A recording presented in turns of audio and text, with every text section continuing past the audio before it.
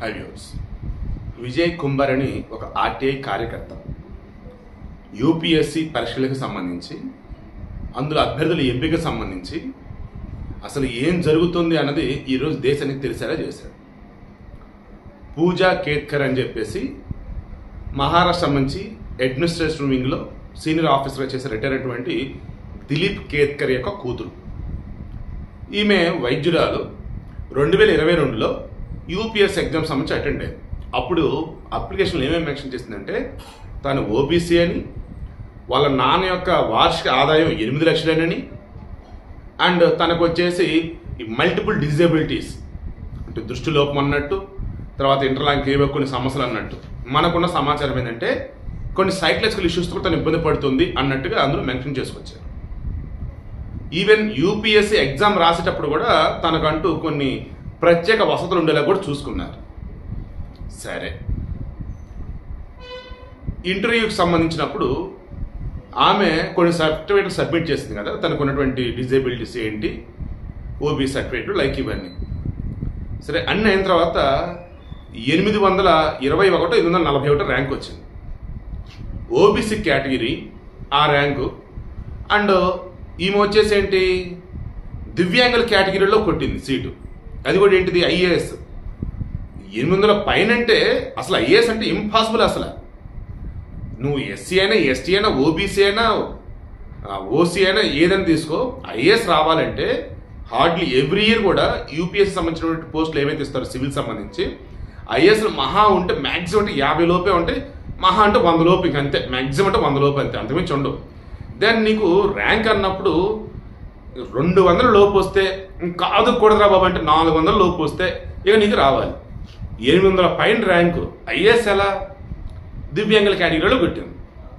సర్టిఫికేట్లు ఏవైనా సబ్మిట్ చేసినాయో వీటికి సంబంధించి ఇందా నేను చెప్పానే విజయ్ కుంభార్ అని చెప్పేసి ఆర్టీఐ కార్యకర్తకి ఎలా, వీళ్ళ నాన్న స్టేట్ క్యాడర్లో చేసి రిటైర్ అయిన పర్సన్, ఆయన ఆదాయమే ఇయర్లీ 49 లక్షలు. ఇప్పటికి రిటైర్డ్ అయినా సరే ఆయనకు వచ్చే ఆదాయం 49 లక్షలు. తర్వాత వాళ్ళ అమ్మ ఏకంగా లాస్ట్ ఇయర్ ఒక ల్యాండ్ ఇష్యూలో రైతులు తుపాకీతో బెదిరించింది. వాళ్ళు తిరిగే కార్లు ఇవన్నీ ఫుల్ లగ్జరీ అనమాట. ఎంత లగ్జరీ లైఫ్ లీడ్ చేస్తూ ఇన్ని కోట్లు, దాదాపు ఆన్ యావరేజ్ మొత్తం క్యాలిక్యులేట్ చేస్తే 100 కోట్ల పైచీలకు ఆస్తులు ఉంటాయి. ఇంత ఆస్తులు అఫీషియల్గా కనిపిస్తూ ఉంటే వార్షిక ఆదాయం తక్కువ అని చెప్పి, అండ్ నీకు వచ్చేసి మల్టిపుల్ డిజేబిలిటీస్ ఉన్నాయి అని చెప్పి, అసలు ఎలా జాబ్ కొట్టింది అసలు అని చెప్పేసి ఏం చేశాడంటే ఆమె సబ్మిట్ చేసిన సర్టిఫికేట్లు అన్నీ ఏవైతే ఉన్నాయో అవి ఒరిజినలా కాదా, అండ్ ఆమె చెప్పినటువంటి ఇష్యూస్ ఏవైతే హెల్త్ ఇష్యూస్ అవన్నీ ఉన్నాయా లేదా అన్నట్టుగా అతను అప్లై చేస్తున్నాడు. దెన్ యూపీఎస్సీ ప్యానల్ వాళ్ళు ఏం చేస్తే, సెలక్షన్ ప్యానల్ వాళ్ళు ఆమె ఢిల్లీకి రమ్మని చెప్పారు. ఇప్పుడు నా హెల్త్ బాగాలేదు, కరోనా అని చెప్పి ఏదో చెప్పి ఎగ్గొట్టింది. ఆధార్ కూడా వాళ్ళ నాన్న గతంలో రిటైర్ అయి ఉన్నాడు కాబట్టి, గతంలో చేస్తున్నాడు కాబట్టి ఆయనకు ఎక్స్పీరియన్స్ వాడుకుంటూ ఆయనకు తెలిసిన పరిచయాలతో మేనేజ్ చేసుకుంటూ వచ్చింది. సరే, మొత్తం ట్రైనింగ్ ఐపీఎస్గా అపాయింట్ చేస్తున్నారు. ట్రైనింగ్ అవన్నీ అయిపోయిన తర్వాత ఈమెకి పూణే జిల్లాకి సంబంధించి అసిస్టెంట్ కలెక్టర్గా పంపించారు. ఇక అక్కడ మొదలైంది. ఎంత అంటే పిచ్చి పరాకాష్ఠగా జరిగింది అన్నట్టు.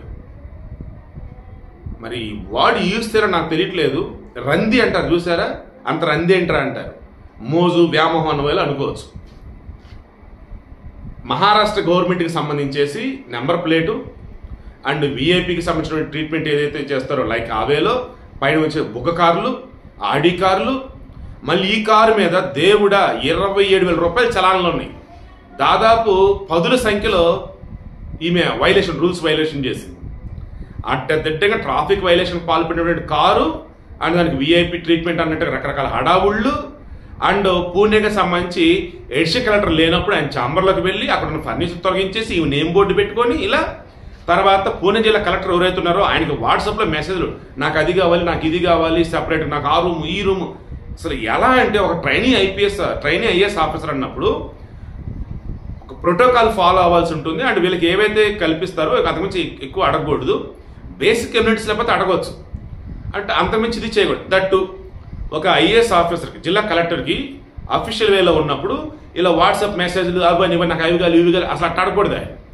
ఆ రకంగా చేసుకుంటా పోయి చివరికి వాళ్ళ నాన్నని యూజ్ చేసి లోకల్ ఉన్నటువంటి చిన్న చిన్న అధికారులను బెదిరించేసి ఆమెకి ఎలా కావాలంటే అలా మొత్తం సెటప్ చేసి పెట్టేస్తున్నారు. మొత్తానికి ఈయన ఏం చేస్తున్నాడు, పూణే కలెక్టరు చీఫ్ సెక్రటరీకి పెట్టున్నాడు.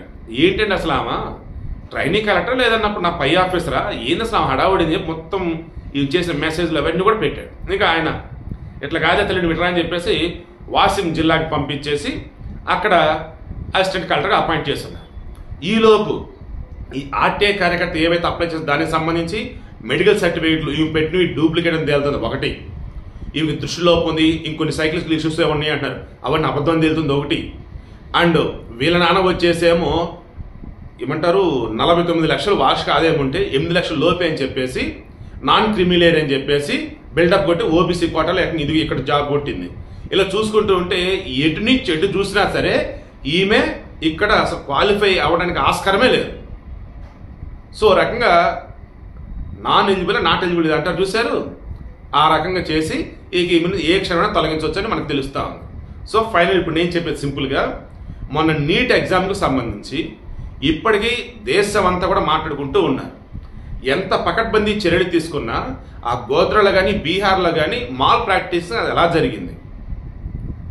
అండ్ రీనీట్ పెట్టాలని అంటున్నప్పుడు సుప్రీంకోర్టు ఏం చెప్పిందంటే లాస్ట్ ఆప్షన్ రీనీట్ పెట్టడం. అలా కాదు అనుకుంటే ఇప్పుడు ఉన్నటువంటి వాళ్ళు ఎవరైతే ఉన్నారో ఇక వాళ్ళతోనే నడిపించేసి కౌన్సిలింగ్ అన్నారు. సిబిఐ వాళ్ళు కూడా ఏం చెప్పారంటే పేపర్ లీక్ కాలేదు, టెలిగ్రామ్లో ఏదైతే లీక్ అనేది హడావుడి చేసినా అది ఓల్డ్ పేపర్ అన్నట్టుగా అది.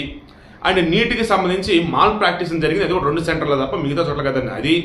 అండ్ ఎక్కడైతే గ్రేస్ మార్కులు కలిపి హడావుడి చేసినా వాళ్ళకి మరలా రీ ఎగ్జామ్ పెట్టున్నారు కదా, సో అక్కడ వచ్చే ఆల్రెడీ క్లారిటీ వచ్చిందని చెప్పేసి అది. ఇవన్నీ చూస్తూ ఉన్నప్పుడు రీనీట్ ఎగ్జామ్ పెట్టే ఛాన్స్ లేదు. కానీ నీట్ ఎగ్జామ్ పెట్టినప్పుడు నేషనల్ టెస్టింగ్ ఏజెన్సీ వాళ్ళు ఈ నీట్ ఎగ్జామ్ సెంటర్స్ ఎవరైతే ఉన్నారో అక్కడ వాళ్ళకి బేసిక్గా ఏదైతే ఎగ్జామ్ కండక్ట్ చేసే విధానం ఉందో అది కూడా తెలియకుండా వాళ్ళు ఎగ్జామ్ కండక్ట్ చేస్తున్నారు. National testing agency fail, NEET exam సంబంధించి ఇన్వెస్టిగేషన్ ఫెయిల్, రాష్ట్రం కాదు దేశం అంతా కూడా చీ కొడతా ఉంది. ఇప్పుడు ఏకంగా UPSC union public service commission అంటే వరల్డ్లోనే టాప్ అంటూ ఉంటారు. సివిల్స్ అనేటప్పటికి ఎగ్జామ్ సంబంధించి అసలు వరల్డ్నే one of the best exam అని అంటూ ఉంటారు. అటువంటి దానిలో కూడా ఫ్రాడ్ చేసి దొంగ సర్టిఫికేట్లు పెట్టి వాళ్ళ అయ్య గతంలో అధికారిగా ఉన్నాడు కాబట్టి ఆ పలుకుబడి రిమైనింగ్ యూజ్ చేసుకొని ఈమె జాబ్ తెచ్చుకుంది అంటే ఏంటండి అసలు? మన దేశంలో అధికారంలో ఉన్నటువంటి మోడీ గవర్నమెంట్ ఏ కాడికి విదేశాలతో సంబంధాలు బెస్ట్గా ఉండాలి, డిఫెన్స్ బాగుండాలి లైక్ ఈవేళ చూస్తుంది. కానీ ఇంటర్నల్గా అన్నప్పుడు రోడ్లు ఎయిర్పోర్ట్లు ఓకే, బట్ పరిపాలన విధానం పరంగా చూసుకుంటూ ఉన్నప్పుడు చాలా చోట్ల లోపాలు కనిపిస్తూ ఉన్నాయి. ఏంటి అసలు ఇదంతా కూడా? సో కన్క్లూజన్ ఒక మాట చెప్తున్నాం, ఈ పూజా కేత్కర్ లాగా వాళ్ళ అయ్యే దిలీప్ కేత్కర్ లాగా గతంలో ఆఫీసర్గా ఉన్న వాళ్ళు కావచ్చు, ఇప్పుడు ఆఫీసర్గా ఉన్నటువంటి వాళ్ళు కావచ్చు, అక్రమంగా ఏదో ఒక రూపేణ జాబులు సంపాదిస్తూ ఉన్నారు. సివిల్స్లోనే ఆ రకంగా ఉన్నారంటే దిగు స్థాయిలో ఇంకా ఎన్ని రకాల జాబులు ఈ రకంగా కొడుతున్నా ఒకసారి ఆలోచించాలి, ప్రక్షాళన చేయాలి. ముందు ఇమీడియట్గా తీసి అవతల పడేయాలి, అన్ని మీద కేసు ఫైల్ చేయాలి.